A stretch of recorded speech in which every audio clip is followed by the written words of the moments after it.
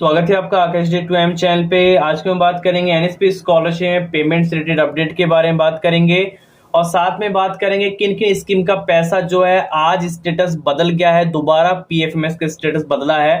तो मैं आपको जरा दिखाऊंगा, इस वीडियो कंप्लीट देखना, प्रूफ के साथ बात करूंगा सारी चीजें और बात करूंगा मिनिस्ट्री ऑफ माइनॉरिटी अफेयर्स के बारे में, कुछ चीजें मैं आपको बताऊंगा और बात करूंगा उनके बारे में जिनका बैंक अकाउंट चेंज हुआ है या बैंक अकाउंट वो बदलना चाहते हैं या बैंक अकाउंट को चेक करना चाहते हैं कि हमारा बैंक अकाउंट पीएफएमएस के सपोर्ट में है या नहीं है, मतलब पीएफएमएस के साथ जुड़ा हुआ है या नहीं है। मतलब कहने का मतलब है जैसे आपका पेटीएम पेमेंट्स बैंक है, किसी का एयरटेल पेमेंट बैंक है, अब वो चाहते हैं सर ये इस बैंक में हमारा पैसा आएगा ही नहीं आएगा, पीएफएमएस का पैसा इसमें ट्रांसफर होगा ही नहीं होगा। तो उसकी सारी लिस्ट जो है मैं आपको देने वाला हूँ, तो वीडियो कंप्लीट देखना बस, ठीक है। देखो ये है 17,300 रुपए का अमाउंट जो है under processing with bank for payment हो चुका है। ऐसा नहीं कि एक बंदे का हुआ है, काफी सारे जो टेलीग्राम में भाई बंधु जुड़े हुए हैं उनमें से कई बच्चों का पेंडिंग फॉर सेक्शन हो गया है और किसी का under processing with bank for payment चला गया है आज के दिनों में। मैं आपको जरा ये भी देख लीजिए, आईडी देख लीजिए यार, बच्चे विश्वास नहीं करेंगे नहीं तो यार, है ना। देखो यूपी 2022-23 असेसमेंट कौन सा है, 2022-23 की आईडी है। अब स्कीम में बताऊंगा कौन सी स्कीम का है, ठीक है। ये देख लो, यहाँ पे नाम भी देख लो भाई, स्टेट बैंक ऑफ इंडिया का है, Ramesh Yadav, beneficiary name scholarship for student with disabilities post matric scholarship विकलांग जन विभाग है। अब समझ में आ गया आपको। तो ये पेमेंट जो है इनका बच्चे को रिसीव हो रहा है और एक और स्कीम है जिनका पेमेंट भी मिलने लग चुका है, वो मैं आपको दिखाता हूँ, जिसका नाम है सेंट्रल सेक्टर स्कीम CSS। सो नाम ऊपर ब्लर नहीं किया मैंने। देखो पीएफएमएस टोकन नंबर जनरेट कर दिया गया है, मेरिट लिस्ट में सिलेक्शन हो रखा है और 27 जनवरी 2023 को गिरीश कुमार ने फॉर्म वेरीफाई किया। आप कोई मत बोल देना कि भाई 2021 का मैं दिखा रहा हूँ, ठीक है ना।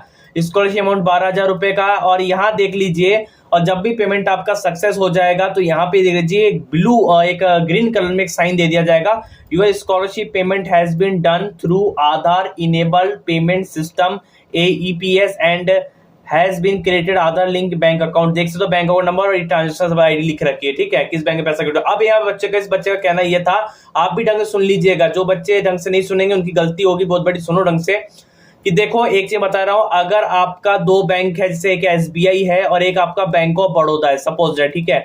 आपने बैंक ऑफ बड़ौदा किस में दिया, NSP में दिया। NSP में कब दिया, जब आपने NSP का फॉर्म भरा तब दिया।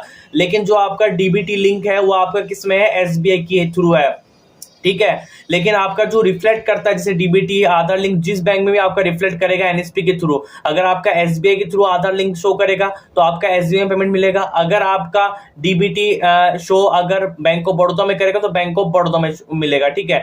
अब ये ध्यान रखना है, ये अगर आपने अपडेट अगर हाल ही के 3 दिन ही हुए आपको डीबीटी लिंक करा है, अगर आपका पैसा आने वाला है तो 3 या 4 दिन में आपका शो नहीं करेगा आपका पीएफएमएस की साइट पे, ठीक है, ये ध्यान रखना। तो मैं आपको एक चीज बताता हूँ, पीएफएमएस के सपोर्टिंग बैंक कौन से, जो तुरंत प्रभाव से पीएफएमएस उनको सपोर्ट करता है और उसमें पैसा अधिक बात करूं तो पेमेंट सक्सेस होता है और ट्रांसफर भी करता है, ठीक है, जल्द से जल्द। तो मैं आपको बताता हूँ वो कहां से मिलेगा, आप भी इसको ढूंढ सकते हो। अगर आप भी कंफर्म कर लीजिए कि आपका बैंक अकाउंट पीएफएमएस के सपोर्टिंग के साथ है, सपोर्टिंग लिस्ट के साथ है, देख लीजिए जरा। उसके बाद फिर मिनिस्ट्री ऑफ माइनॉरिटी अफेयर्स के बारे में बात करूंगा, ठीक है। गूगल पे आना है, सिंपली लिखना है scholarshipworld.com, आपको लिख के सर्च कर देना है। चलिए सर्च करते, पहली वेबसाइट उस पर आपको क्लिक कर लेना है। क्लिक करने के बाद आप देख सकते हो नीचे ये सारी स्कॉलरशिप आएगी, ठीक है। आपको थोड़ा नीचे स्क्रॉल करना है, नीचे स्क्रॉल करेंगे, मैं आपको बता रहा हूँ यहाँ पे, ये देख लो, ये वाला पोस्ट है, एनएसपी स्कॉलरशिप पेमेंट कब आएगा 2023 गुड न्यूज लेटेस्ट अपडेट, ठीक है। इस पोस्ट पे आपको क्लिक कर लेना है, देख लीजिए, ध्यान रखो पोस्ट कौन सा, ये वाला पोस्ट पे आपको क्लिक कर देना है। ये वाला आपका थंबनेल निकल के आएगा। अब थंबनेल निकल आने के बाद नीचे थोड़ा करेंगे, स्क्रॉल करेंगे, नीचे स्क्रॉल करेंगे, चाहो तो यहाँ पे जो टेबल ऑफ कंटेंट दिख रहा है यहाँ पे जाके ये वाला देख लो, पीएफएमएस बैंक अकाउंट लिस्ट देख लो, ये 2.1 वाला लिस्ट हो, 2.1 पीएफएमएस बैंक अकाउंट लिस्ट, इस पे आपको क्लिक कर देना है। जैसे आप क्लिक करोगे आ जाएगा पीएफएमएस बैंक अकाउंट लिस्ट, इस लिंक पे आपको क्लिक करना है। इसको मैं अलग लिंक पे ओपन कर लेता हूँ। ओपन लिंक करने के बाद देख लीजिए पीएफएमएस जितने भी सपोर्टिंग बैंक है जो 2023 से लेकर अब तक जो सपोर्ट कर रहे हैं, जो लेटेस्ट आई है वो मैं आपको बता रहा हूँ, जिसमें पीएफएमएस सपोर्ट कर रहा है, जिनका पैसा पीएफएमएस के थ्रू आया है उनका बैंक अकाउंट का है। जैसे यहाँ पे देख सकते हो Abu Dhabi bank, Allahabad bank, Andhra bank, axis bank, bank of Baroda, bank of India. अगर अब इन बैंक में आपका खाता है तो आपको घबराने की आवश्यकता नहीं है, बस डीबीटी लिंक कर लीजिए, आधार लिंक कर लीजिए, जिस बैंक में आधार कार्ड लिंक रहेगा उस बैंक में पैसे पहुंच जाएगा। अब मैं एक चीज बताता हूँ, कई बच्चों का कंफ्यूजन रहता है, सर हमने पेटीएम पेमेंट्स बैंक दे दिया, अब क्या करें। देखो एक चीज बता रहा हूं, सुन लो मेरी बात।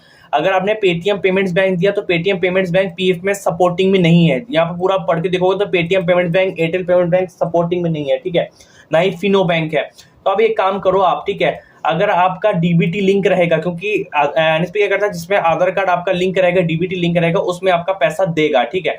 तो आपको एक काम करो, पेटीएम पेमेंट बैंक तो आपका दे रखा है पहले एनएसपी में, उसमें कोई दिक्कत नहीं, उसको मत छेड़ो, ठीक है। आप बैंक में जाओ, किसी दूसरे बैंक में खाता खुलाओ, अगर आपका खाता है एसबीआई में, किसी दूसरे बैंक में खाता है, ठीक है, इन लिस्टों में, तो उनमें खाता खोलने के बाद डीबीटी लिंक करवा दो उसमें, ठीक है, आधार लिंक करवा दो। 2 या 3-4 दिन बाद क्या होगा कि वो पीएफएमएस का और यूआईडीए के ऑफिशियल वेबसाइट में वो शो भी करेगा। उसको आप कैसे चेक कर पाएंगे डीबीटी लिंक है या नहीं, वो मैं बता रहा हूँ। इसी पोस्ट पे, जिस पोस्ट पे आपने क्लिक किया था, भी उसी पोस्ट के थोड़ा ऊपर जाना है आपको। ऊपर जाने के बाद आपको टेबल ऑफ कंटेंट मिलेगा, दोबारा ये टेबल ऑफ कंटेंट मिलेगा, बैंक आधार लिंक कैसे करें चेक 2023, इस पे आपको क्लिक कर देना है। जैसे ही करेंगे ये पूरी लिस्ट आपको मिल जाएगी, और यहाँ पे देखो direct check bank account link, Aadhaar card direct link, इस पे आपको ओपन कर देना है। जैसे ओपन करेंगे यूआईडीए की ऑफिशियल वेबसाइट ओपन हो जाएगी, इसमें अपना अकाउंट आधार नंबर लिख देना है और ओटीपी आएगा, उसके आधार पर फिर आपका जो डीबीटी लिंक है यानी उससे आपका पता लग जाएगा, ठीक है। तो जल्दी से प्रोसेस करो, क्योंकि अब जो टाइम आ चुका है पेमेंट आने का, ठीक है, बात समझ में आ गया। अब बात कर तो मिनिस्ट्री ऑफ माइनॉरिटी अफेयर्स के बारे में काफी सारा कमेंट मेरे पास आते हैं मिनिस्ट्री ऑफ माइनॉरिटी अफेयर्स का, सर हमारा कोई अपडेट नहीं, बाकी सारी स्कीम का पैसा आ रहा है, उनके स्टेटस अपडेट हो रहा है, यहाँ तक कि कल का भी जो अपडेट हुआ तो कुछ स्कीम का ही हुआ था, लेकिन मिनिस्ट्री ऑफ माइनॉरिटी अफेयर्स में कुछ भी चेंज नहीं हो रहा है। तो देखो, हमने बहुत सारे चीजें, हमने बहुत सारे कांटेक्ट भी किया, हमारे जो टेलीग्राम जो सब्सक्राइबर्स मेंबर उन्होंने उन्होंने कांटेक्ट किया ministry of minority affairs ministry को, लेकिन रेस्पॉन्स नहीं आ रहा है, ठीक है। अब रेस्पॉन्स नहीं आ रहा है, ऐसा कि जो कॉन्टेक्ट डिटेल्स वगैरह, फोन नंबर वगैरह, वो अब नहीं लग रहा है, पहले जो लग रहा था अब नहीं लग रहा है। तो अब मुझे लग रहा है वो लोग भी परेशान हो गए हैं कि आप लोग बार बार उनको कॉल करते हैं, ये चीज है। तो अब देखो, अभी ये है कि मिनिस्ट्री द्वारा 31 मार्च को, मैं आपको पहले बता चुका हूँ, तो ये एक अपडेट आया था 31 मार्च 2023 को डेट ऑफ एक्शन लिया गया था, और 31 मई को 2023 तो बोला गया था कि आपके फॉर्म में कुछ ना कुछ अपडेट हो जाएगा, प्लीज वेट कीजिए 31 मई 2023। तो आज फाइनल 10 तारीख हो चुका है, और मुझे लग रहा है कि आपका बैंक अकाउंट वैल्यूएशन आपके मई के मंथ में आपका हो चुका था, और 31 मई तक शायद कुछ ना कुछ अपडेशन देखने को मिले एज अ मिनिस्ट्री आरटी। मैं अपने मन से कुछ नहीं बोल रहा हूँ, as a ministry RT reply के अनुसार ये है। और बाकी जितने भी अगर आप कांटेक्ट करना चाहते हो मिनिस्ट्री से, अगर आप कांटेक्ट करना चाहते हो, ये है, तो ये नंबर मैं आपको टेलीग्राम में दे दूंगा, ईमेल कर सकते हो, लेकिन अब कॉल तो नहीं लग रहा है, कॉल मैंने भी